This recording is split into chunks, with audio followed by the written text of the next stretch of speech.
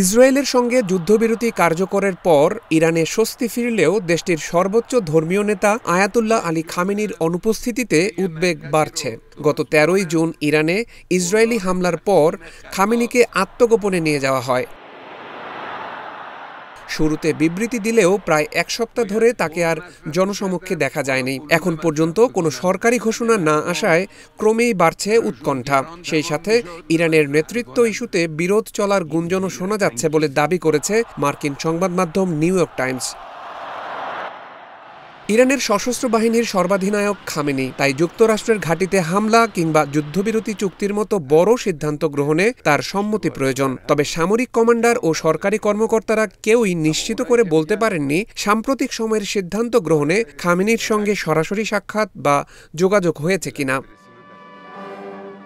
সরকারের নীতি নির্ধারণে যুক্ত ৪ জন জ্যেষ্ঠ কর্মকর্তার বরাতে সংবাদ মাধ্যম নিউ ইয়র্ক টাইমস বলছে, খামেনির অনুপস্থিতিতে রাজনীতিক ও সামরিক নেতারা নতুন নতুন জোট গঠন করছেন এবং ভবিষ্যৎ নেতৃত্ব নিয়ে প্রভাব বিস্তারের চেষ্টা করছেন। কেউ কেউ তেহরানের পারমাণবিক কর্মসূচি, যুক্তরাষ্ট্রের সাথে ইরানের মধ্যস্থতা কিংবা ইসরায়েলের ব্যাপারে অবস্থান নিয়ে ভিন্ন মত পোষণ করছেন।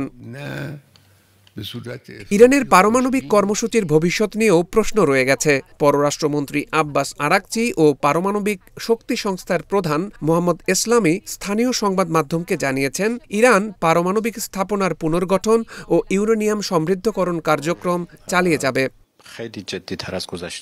খানমান নামের ইরানের একটি দৈনিক পত্রিকার প্রধান সম্পাদক মোহসেন খালিফে সংবাদ মাধ্যম নিউ ইয়র্ক টাইমসকে বলেছেন, খামেনির কয়েকদিনের এই অনুপস্থিতি আমাদেরকে, যারা তাকে ভালোবাসি, গভীর উদ্বেগে ফেলেছে।